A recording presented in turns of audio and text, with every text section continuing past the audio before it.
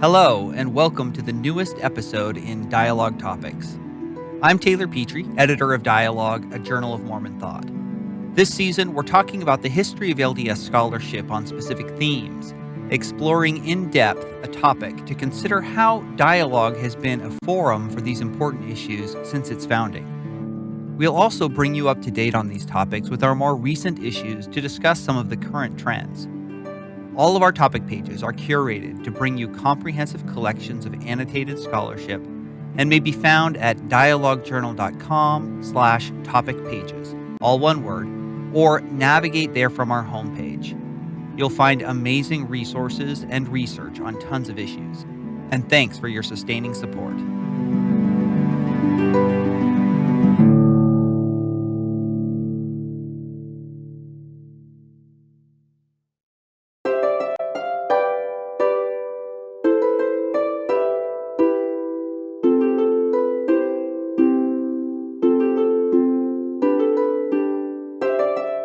This month, we're looking at the history of scholarship on LGBTQ issues. If you're catching this in June when it's released, happy Pride Month. I have to say that this is an incredibly interesting topic. As some of our listeners know, I've written about LGBTQ history in my book Tabernacles of Clay, Sexuality and Gender in Modern Mormonism, which I'm happy to announce was just awarded the Best Book Award from the Mormon History Association. Anyway, it's fair to say that I know a bit about this history, and I will try to use that to contextualize some of what's going on. But I also want to say that I learned a lot in researching this episode. Hopefully I can communicate some of that, the exciting history of scholarship and the pathos of so much of what is behind this scholarship. There's another thing that I want to point out. This wasn't a topic that was central to the founding of dialogue, like so many of the other social issues around race and gender, or even some of the long-standing historical issues. But it's become central to its identity in the last 30 years. Dialogue is proud to be the premier place for scholarship on this topic, the place where such scholarship has flourished, representing a wide variety of perspectives in true dialogue.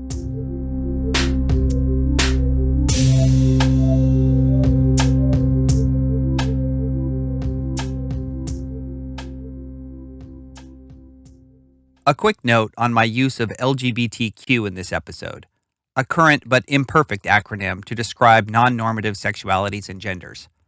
There are sometimes other versions of this label, and leaving out a particular letter is not an intentional slight, just an indication of where the bulk of conversations have been.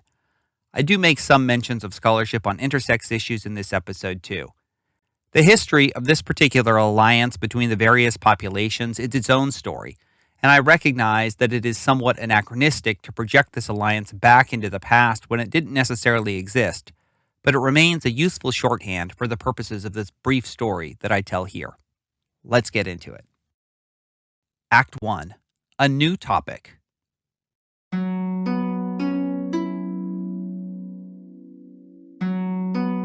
LDS leaders began talking about homosexuality in the 1950s for the first time, moving away from the previous understanding of sodomy. The difference is more than just terminological. It represents a real paradigm shift. While sodomy was considered to be a set of acts that one might engage in, homosexuality referred to a broader set of practices, including desires, but also other gendered behaviors. LDS leaders were borrowing these ideas from popular mainstream psychological theories.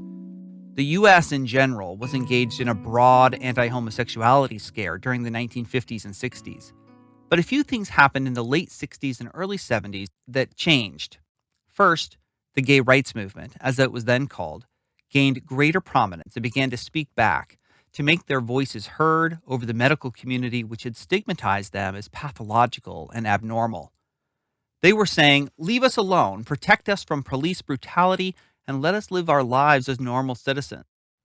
The second thing that happened was the scientific abandonment of earlier theories of homosexual pathology, which was replaced by saying that such desires were rarer, but not abnormal psychologically. Conservative institutions, however, were wary of both of these developments, including the LDS Church, which fought against legalization of homosexuality and fought to preserve psychological anti-homosexual theories. there was a wave of new manuals, programs, pamphlets, and talks during the 1970s for the first time really addressing this issue in the church. This is the context for the rise of a new discourse on this topic in LDS circles. Solus, Solus, Latin for alone, by an anonymous gay man in the fall 1976 issue of Dialogue is the first entry on this topic. As far as I can tell, this is the first instance of an LGBTQ voice in any LDS publication. It marks the beginning of the modern LDS LGBTQ movement, and it is a doozy. This 5-page essay is part of an issue that's dedicated to questions of LDS sexuality. It's one of the classic important issues in the formative years of Dialogue. I won't regale you about all of the foundational articles in this particular issue, but suffice it to say that I think that this whole issue marks a key moment in what I call the Mormon sexual revolution, the LDS response to the reformulation of sexual values in the 1960s. Anyway, Solus. President Kimball is leading the church and for 2+ decades had made conservative sexual morality, including opposition to homosexuality, one of his defining issues. But this essay opens up from a few years earlier at the 1973 priesthood session of General Conference under President Harold B. Lee, in which he spoke on marriage. The author then recounts why he never married and never will. He walks through several traumatic moments of childhood, from a childhood rape to bullying due to failures to perform masculinity. There was intense pressure to marry. One Sunday, he recalls, I heard Elder Joseph Fielding Smith say that homosexuality was so filthy and important that he would rather see his sons dead than homosexual. In growing confusion, I tried to analyze my problem. Was I forever lost? This kind of extremely harsh rhetoric was commonplace from the 50s to the early 80s, and one can see how it brutalized so many. Prayer, blessings, soul searching. He met with a general authority seeking counsel who told him that he should seek masculine activities in life, like playing basketball, and referred him to a therapist who practiced some of the cure efforts that the church was promoting at the time. Time passes into his mid-30s, and he eventually just stops trying to date women, remaining very active in his ward throughout, and finally comes to peace with the fact that he will never marry. But then President Lee spoke, and the pressure campaign from friends and family ramped up again. More work with counselors. Quote, in a lifetime of church activity, I have yet to hear a single word of compassion or understanding for homosexuals spoken from the pulpit. We are more than a family-oriented church. Our auxiliaries and priesthood quorums presuppose marriage. A single, much less homosexual, does not fit in. Still, I have a strong testimony of the gospel. I know the church is true, and I want to remain loyal and active. I can only hope that he who welcomed to his side sinners, publicans, and harlots will grant the same grace to me, and that his church will also. It's a somber text from someone dedicated to the church, but estranged from church culture. And in retrospect, a damning report. The man was over 40 and never heard a single word of compassion. There are several letters to the editor, responding, some expressing compassion. Others were from gay men who resonated with the message. The letters to the editor in Dialogue became the first place where gay LDS members could communicate about this topic in print. Solus and the early letters responding to it come just a few years before another foundational text in the early LDS gay rights movement, though it wasn't published in Dialogue. An undergraduate at BYU, Cloyd Jenkins, self-published a 50+ page pamphlet that was a manifesto on why the church should accept homosexuality. Called Prologue, and also the Pain Papers, it's a critique of the psychological theories that the church was relying on to condemn homosexuality, and a deep dive into the scriptural and historical arguments in favor of accepting homosexuality. It was just the first of its kind, but it was one that was quite different from the pained Solus. It was more strident and polemical about church doctrine, not just culture. And it marked an early split in the LDS LGBTQ response, reformers versus revolutionaries. Around the same time, Affirmation was founded, an LDS advocacy organization that grew quickly with chapters around the West. The revolutionaries were on the move. Another early kind of literature and dialogue in this period is from LDS psychologists. Val D. Hemming wrote a 2-page article in the winter 1977 issue, just a little more than a year after Solus, probably responding to it. Titled, "Warning, Labels Can Be Hazardous to Your Health," he cautioned against people labeling themselves or others homosexuals. He argued that it could become a self-fulfilling prophecy, and that it was an impediment to a cure. This would become a major theory of Elder Boyd K. Packer and others who instituted a cultural taboo on the term that lasted until the early 2000s, when self-labeling became somewhat more tolerated. This doctrine has roots in reparative therapy theories. In the fall 1979 issue, LDS evolutionary biologists wrote a really important piece, ahead of its time in some ways, challenging the idea of binary gender. In his article, Intersexes in Humans, an Introductory Exploration, he laid out clearly the problem. We can't say that sex is binary by divine design when it's not binary in nature. So this early period actually shows an interesting diversity of approaches. LDS LGBTQ voices shared their stories, often anonymously still, and pleaded for more compassionate approaches. There are also LDS psychologists buttressing church teachings that homosexuality can and should be changed. And there are biologists that are starting to weigh in. These scientific fights, coupled with the empathetic persuasion of personal experience, set the stage for much of what is coming.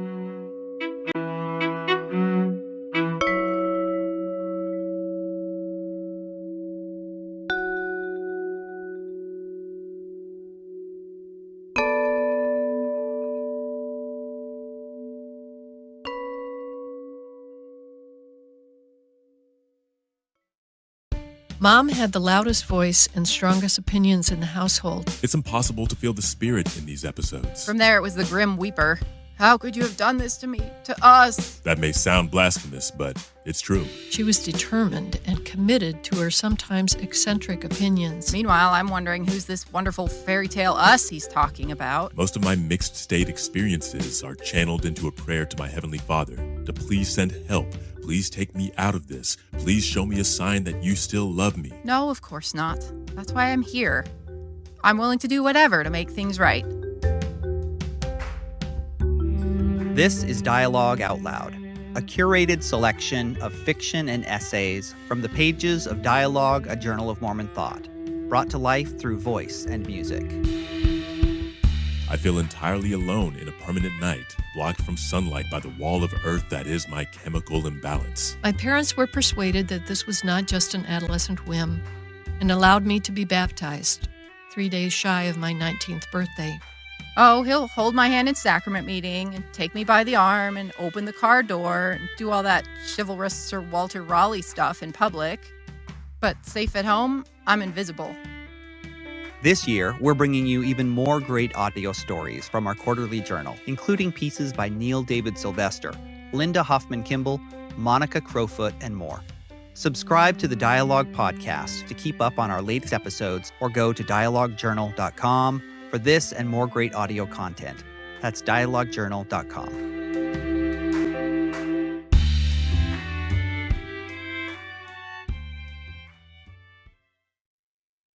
Dialogue Podcast Network.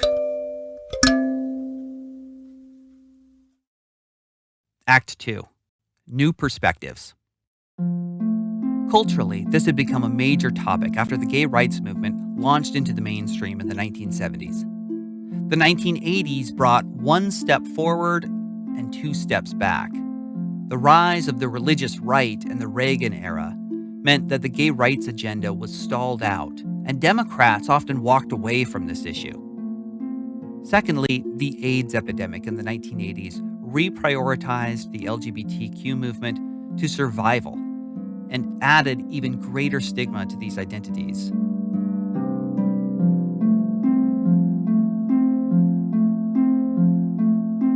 But there was one step forward, with psychologists. That brings us to 1987. R. Jan Stout's foundational article, Sin and Sexuality, Psychobiology and the Development of Homosexuality. It's a reminder just how important psychology and psychologists were for mediating these early debates. I go into more depth on this history in my book, but I want to point out that Stout's article is actually pretty transformative. It really was groundbreaking in LDS print media. He talks about how he believed and presented publicly theories on the cause and cure of homosexuality following Freudian psychology in 1970. 16 years later, he states, I can state that what I presented was wrong and simplistic. The evolving change in my views came by examining new research, gaining more clinical experience, and looking for alternative explanations to clarify some of the mystery surrounding the development of human sexuality, and specifically homosexuality. Stout's overview provides a guide to the updated psychological research from the 1970s and 80s that overturned earlier consensus on the pathologization of homosexuality and on whether it can be cured. He tackles the ethical and moral issues with forced celibacy, but leaves the question open as a mystery of paradox for how to proceed on this topic, warning against extremes on all sides. In fall of 1993, T.J. O'Brien wrote, You are not alone, a plea for understanding the homosexual condition. O'Brien was a gay man, and this essay addresses how church members should treat LGBTQ members. He points to Jan Stout's article, among other influential pieces that were beginning to soften LDS attitudes and change practices in the early 1990s. But he also notes several examples of terrible things that LDS members were still saying and doing, including an infamous homophobic rant from Orson Scott Card in Sunstone magazine in 1990. The early 1990s is also the birth of Evergreen, a change therapy support group that lasted until the early 2010s. And O'Brien offers some reflections on them and other claims to have been cured. Just as psychologists were starting to question these methods, testimonials from ex-gay men and women were aggressively marketed through various LDS and non-LDS ministries. This essay is really an important look at the culture of the 1990s, the kind of stereotypes and popular assumptions LGBTQ members faced, and a great overview of the science and culture wars up to that point. He spends a lot of time answering the idea that the standards for heterosexuals and homosexuals are the same. Rather than a cure, many liberal Mormons were promoting lifelong celibacy as the solution. How ironic, he says, that for years homosexuality was believed to be caused by a lack of affectionate bonding in childhood, and now the prescribed remedy is more of the cause, isolation. Does it not seem hypocritical for happily married heterosexuals to insist that homosexuals spend their lives on this earth devoid of the deep love and compassion so rewarding and treasured by heterosexuals? He tells his own story of seeking a cure and its failure. Honestly, reading this sometimes felt a little dated. It's nearly 30 years old, but mostly it could have been written today. Quote, I am not so naive as to believe my words will put a stop to prejudice or ignorance.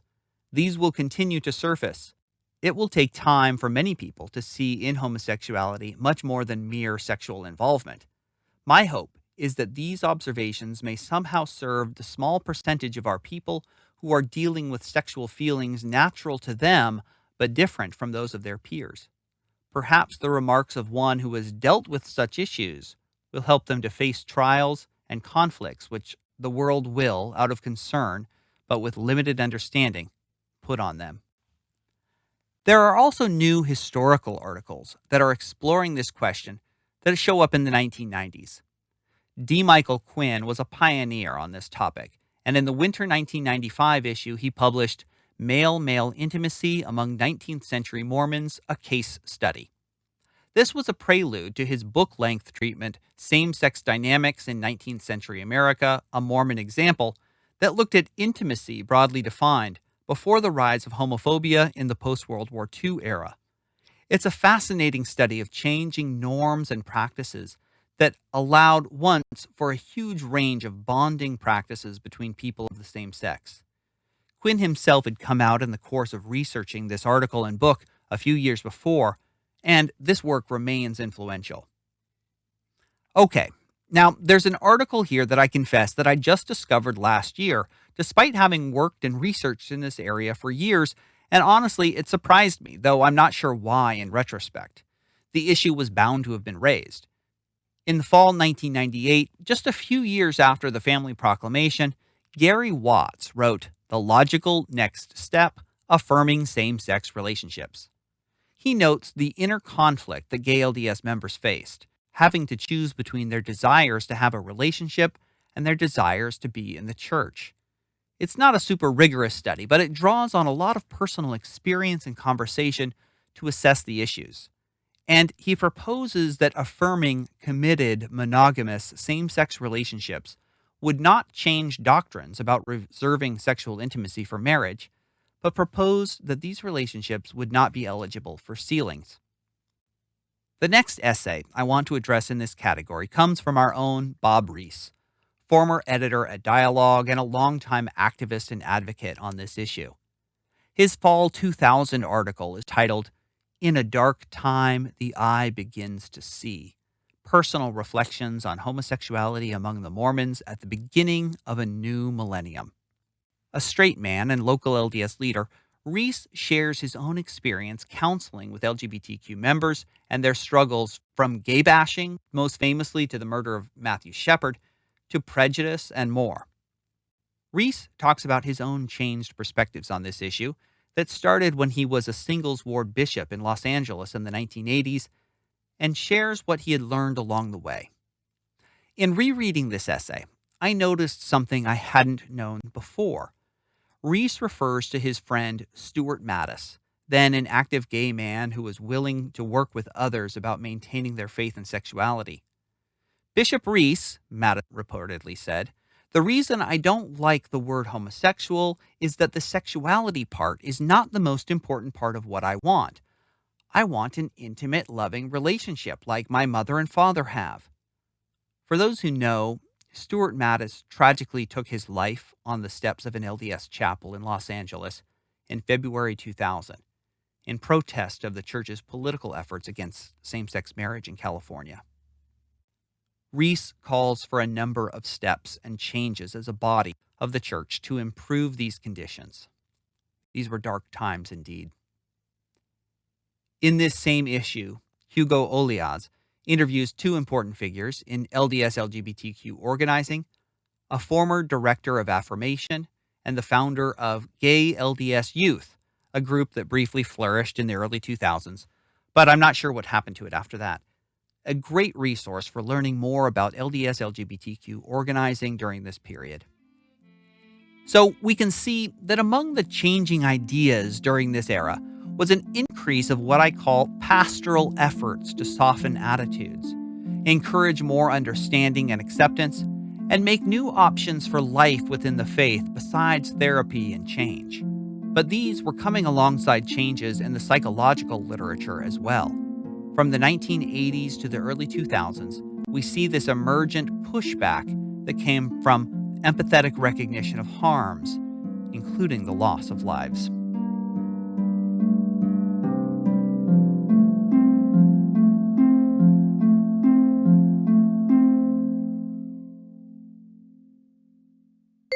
This is Linda Hoffman-Kimball of the Dialogue Foundation Board.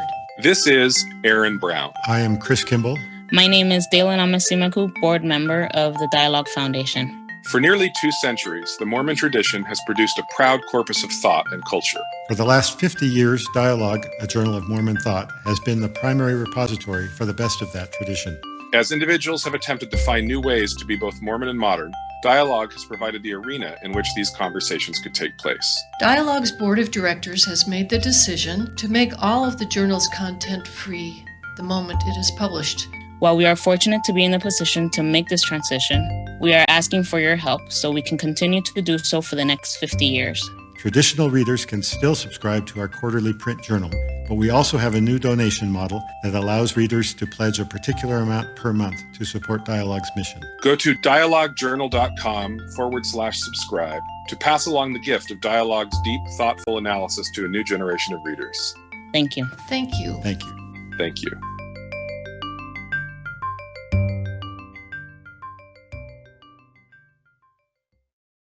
Act 3. Same-sex marriage politics.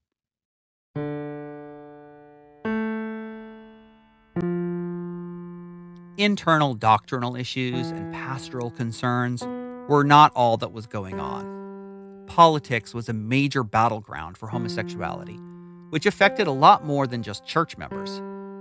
So, in the mid-1990s, the LDS Church became deeply involved in leading anti-same-sex ballot measures in states like Hawaii, Alaska, and elsewhere. But the prize was California, and the results paid off in an early 2000 ballot measure known as the Knight Initiative, or Prop 22. LDS leaders had collaborated with the Catholics during this decade in their campaign to prevent the legalization of same-sex marriage around the country. The church also began to heavily emphasize this to its own membership as well in documents like The Family, A Proclamation to the World, and other public preaching that aligned the church with the religious right.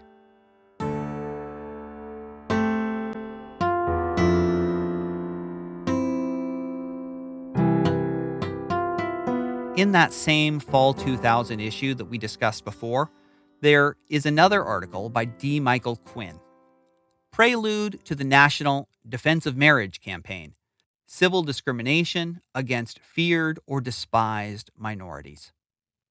This is an important early 50-plus page article documenting LDS political activity in the 1990s on same-sex marriage, culminating in Prop 22.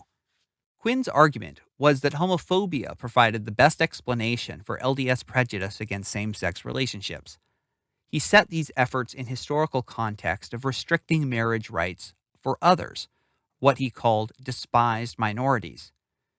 He answers many of the common objections to same-sex marriage that people used and argued that it was a civil right. He offered hope for an alternative vision of a more tolerant and inclusive LDS theology. Just a quick note that up on the Dio blog, we have put up a tribute to Quinn's many contributions to Dialogue over the years, and we add to the mourning from his passing. In reply to Quinn's article in this same issue, Armand Moss questioned whether the church was motivated by homophobia or a more benevolent force. Letters to the editor in the fall and winter of 2001 were responding to Quinn. Others supported Moss's reply, which suggested that homophobia is not necessarily the reason for church leaders to oppose same-sex marriage. Sexual ethics scholarship was an important area where this came up as well. In the fall 2004 issue, Wayne Scow writes, Sexual Morality Revisited. It was a 4-part discussion that focused on important aspects of sexuality or morality under-discussed by Latter-day Saints. The nature of sexual moral codes, their origins, justifications, and deficiencies, our sexual nature, its centrality and power, and the implications that result, several controversial issues, including the morality of homosexuality and the morality of erotic art and literature, and the impact of religious moral restraint on individual sexuality. There's a fascinating response to this in a letter to the editor of the winter 2007 issue titled Celestial Sex, that reflects on many of the problems of LDS sexual theology. Let me mention here a winter 2004 article by Kendall and Darrell White, Ecclesiastical Polity and the Challenge of Homosexuality, 2 cases of divergence within the Mormon tradition. This article compares the community of Christ to the LDS Church. In the early 2000s, the Community of Christ began to publicly reassess its policies on ordination and acceptance of homosexuality and opened the issue up for deliberation and discussion among various governing bodies. It was a more democratic, congregational polity than the LDS Church's top-down, authoritarian, theocratic model. This article sets these two governing traditions in Christian context and offers some history of LDS and Community of Christ doctrines on homosexuality. In fall of 2005, there's a really interesting roundtable on mixed orientation marriages from some of those who are in them and from therapist Mary Beth Raines and longtime advocate Ron Scow. In 2007, there's a really lovely essay by John Gustav Rothal, a man who was excommunicated in 1986 and remains in a relationship, now married to his longtime partner. But he's also deeply committed to the church, attending regularly after having left for other spiritual communities for a time. His essay, Trial of Faith, is a memoir through the history of LDS teachings and his own changing understanding. A spiritual tour de force. I highly recommend this piece. Here's a sampling. The only way any of us can remain committed under these circumstances, I believe, is through an intimate relationship with God under the guidance of the Holy Spirit. The only reason I have entered into this path is because the Spirit drew me to it. My ongoing relationship with the Spirit reassures me of God's infinite love for me, of my infinite value to God, and of the unique role I have to play in the unfolding of God's kingdom, even if that role is not understood by my heterosexual brothers and sisters.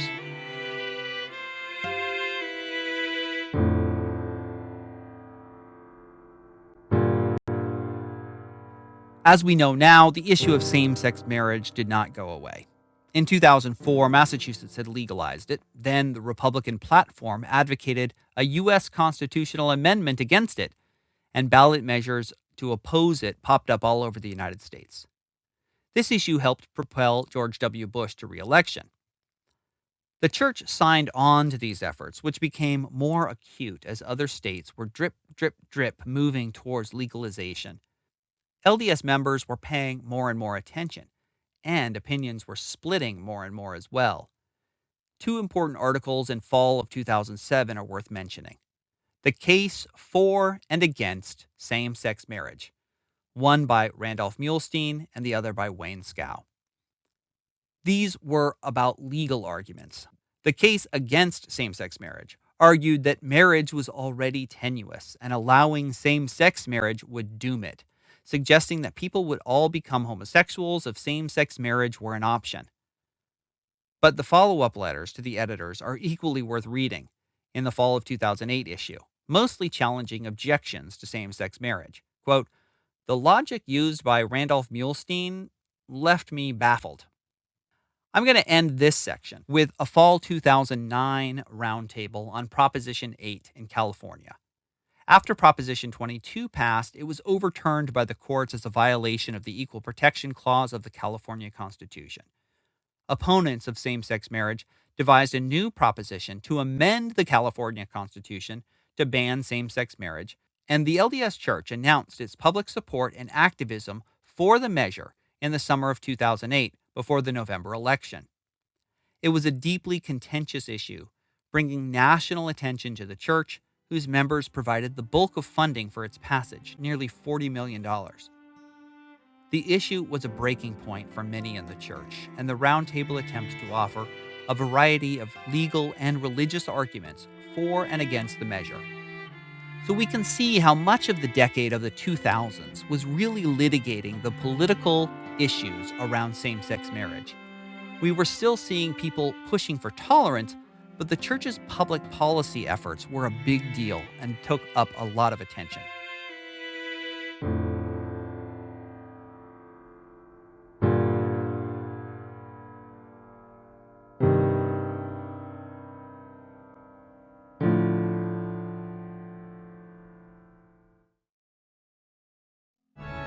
Beyond the Block, part of the Dialogue Podcast Network, is a weekly Come Follow Me podcast that centers the marginalized in Mormonism.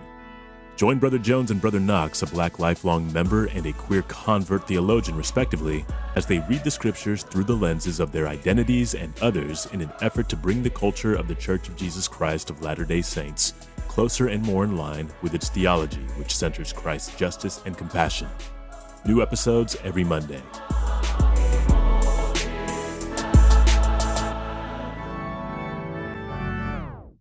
Dialogue Podcast Network.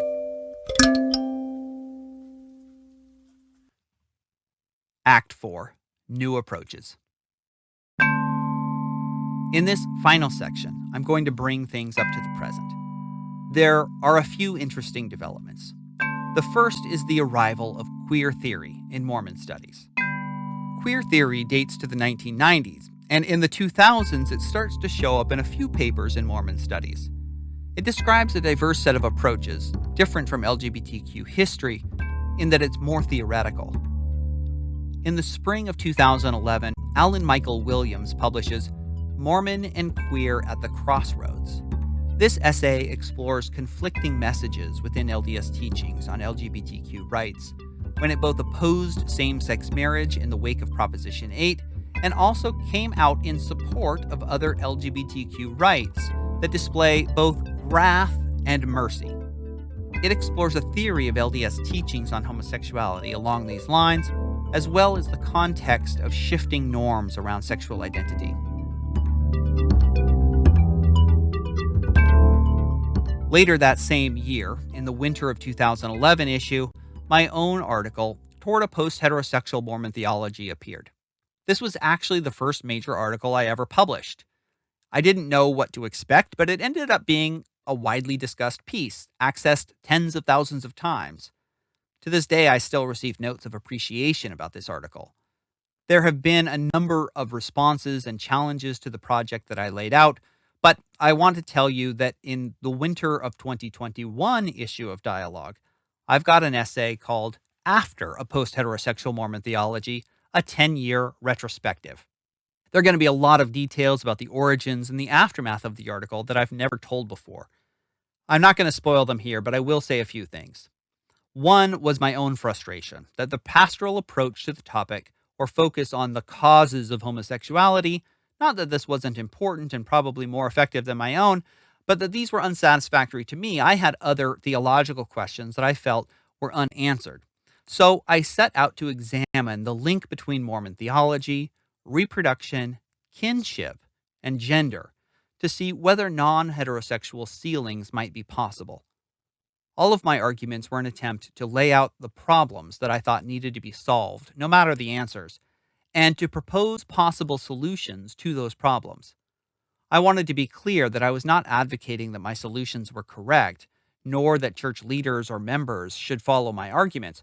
Rather, I wanted to raise critical questions about the best arguments that stood in the way of theologically affirming same-sex sealing and to explore their strengths and weaknesses.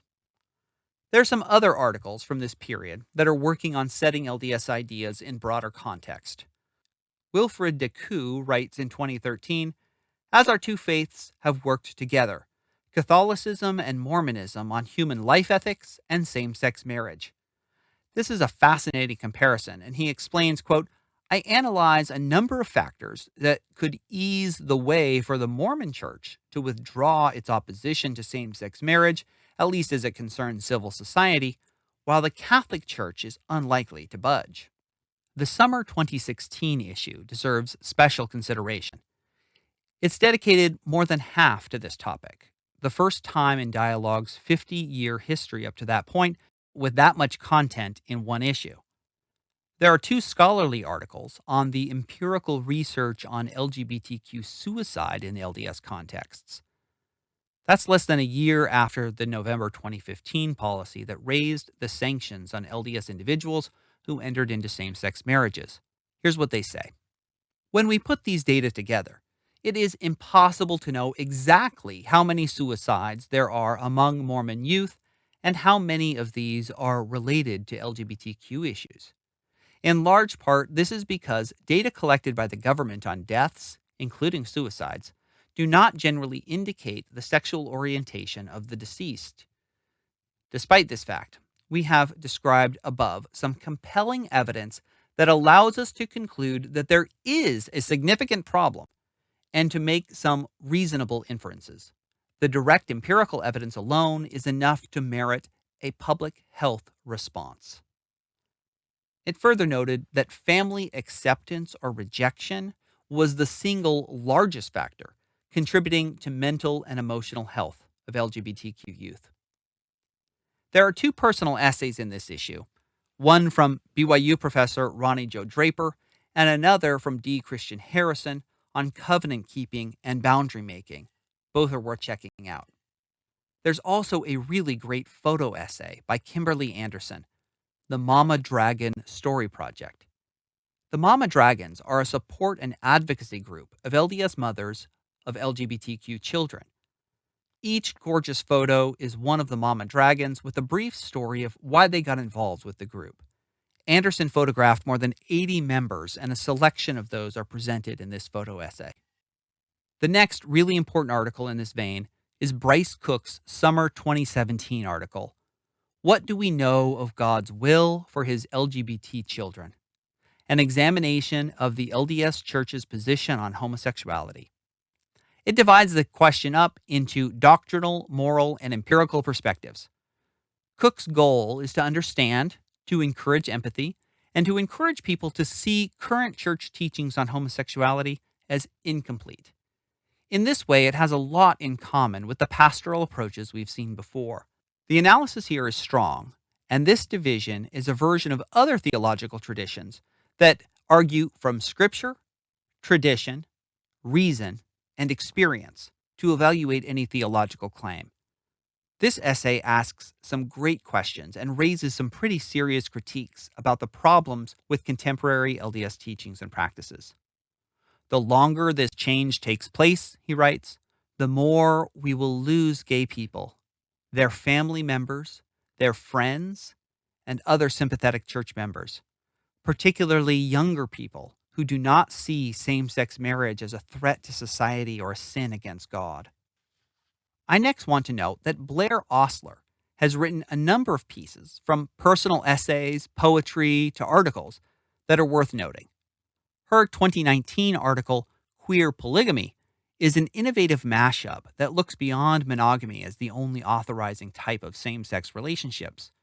It really pushes the boundaries of what queer scholarship had done, drawing on contemporary polyamory to critique the limitations of heterosexual monogamy and putting that into conversation with the LDS tradition of plural marriage. Ostler imagines a new type of polygamy, queer polygamy, that sheds the patriarchal baggage of the 19th century version and its continuation in fundamentalist Mormonism, as well as thinking beyond its presumed heterosexuality. Winter 2020 has an essay that I believe is a first, written by Kit Hermanson about their experience as trans. Now, Dialogue had published other trans authors, both before and after transitioning, and we hope to see more, but this is a powerful explanation of some really key issues in how documents participate in a biodisciplinary political project. Most interesting essays on blood, biology, bodies, and religious ritual that I've read in a while, this one should really not be missed. Richly informed by practice theory and more than a personal essay, this article makes connections to LDS history, literature, theology, genealogy, and more by looking at birth certificates, baptism documents, marriage and death certificates, and beyond. Quote, documentation that supports the heteropatriarchal structure of both the church and state enforces its power and persuades us to work toward reform, recategorization, and recognition rather than disruption. The family tree, birth certificate, temple recommend, marriage certificate, and death certificate are all part of this cycle. And surely we can all, regardless of identity, find ourselves and stories like ours in the archive if we work hard enough. This theological and political question then is posed for us. How should we use the archive as we construct our own worlds around us? As queer people, what do we fight for? I also call your attention to a co-written piece by Bob Reese and Bill Bradshaw, both grandfathers of this movement, who write a long survey article hosted on the Dialogue website, LGBTQ Latter-day Saint Theology. It's a great overview of the main issues and history of scholarship. In spring 2021, the most recent issue that's just come out as of the recording of this podcast, there are 5 important pieces that I want to discuss. The first is Alex Griffin's Queer Mormon Histories and the Politics of a Usable Past. This is about vernacular history or popular historical tales rather than professional histories. It looks at all kinds of fun material from Instagram accounts to brand advertisements to see how these stories retell the past in order to comment on the present, or a usable past. Another article in this issue, The Theological Trajectory of the Family, a Proclamation to the World by M. David Huston, argues that we should interpret that text in its historical context and glean from it new possibilities.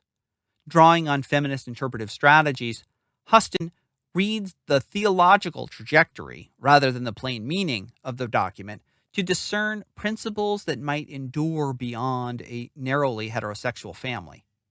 Taylor Kirby has an article, too, on variety of perceptions of God among Latter-day Saints that includes some analysis of LDS LGBTQ perceptions of God.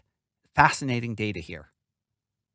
Finally, John Gustav Rothal, who we met before, writes a really powerful piece, Excommunication and Finding Wholeness. Wow, I love this piece for its ministry to those who are excommunicated by the church and who still believe.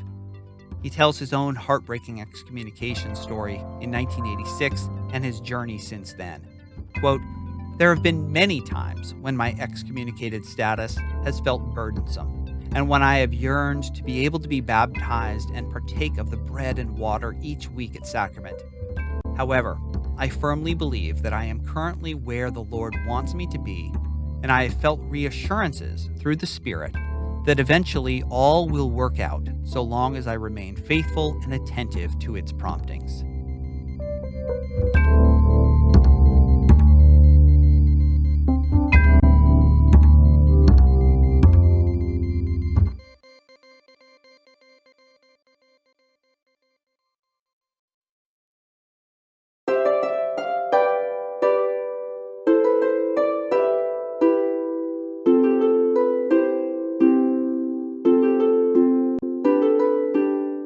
So we're seeing some really new directions in the scholarship. We seem to be done litigating some of the issues, like psychology and biology from before, and instead expanding the kind of scholarship we saw in the past.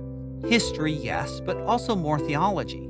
We're also hearing more from queer voices, no longer writing anonymously as Solus once did some 40 years ago. And there are all kinds of experiences, from mixed orientation marriage to trans voices, and more that are coming into this space. What's missing? You may have noticed that these conversations have been, until pretty recently, dominated by men. Not exclusively, but largely. Further, lesbian histories are really absent from the scholarship, which focuses on gay men and the organizations they have largely controlled, like Affirmation. That's changing, but there's more to be done here.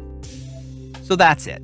And I'm proud, if I may say so, this Pride Month, of Dialogue's rich history in tackling this central issue in contemporary religious ethics. We're going to be taking a break for the summer, and we'll come back in the fall with fresh content on more Dialogue topics. Thank you for taking this journey with me, and for taking the journey through Dialogue Journal, and for all of your support. If you want to subscribe or donate to Dialogue, you can do so at dialoguejournal.com/subscribe. This episode was written by me, with editing and music by Daniel Foster Smith. Our content manager is Emily Jensen. Our social media managers are Adam McLean and Calvin Burke. The Dialogue Journal podcast is produced by the Dialogue Foundation, a registered 501c3, with support from Mary Thieves. This show is part of the Dialogue Podcast Network, a collective of independent, interesting podcasts who promote thoughtful, respectful, and engaging inquiry and discussion of all aspects of LDS tradition, thought, arts, and culture. Like The Foyer, where Dr. Patrick Mason, Leonard Arrington Chair of Mormon Studies at Utah State University, has thoughtful but informal conversations about Mormon history and culture. The Foyer is one of the newest members of the network. Check out all the new shows at dialoguejournal.com/podcast network. That's dialoguejournal.com/podcast network.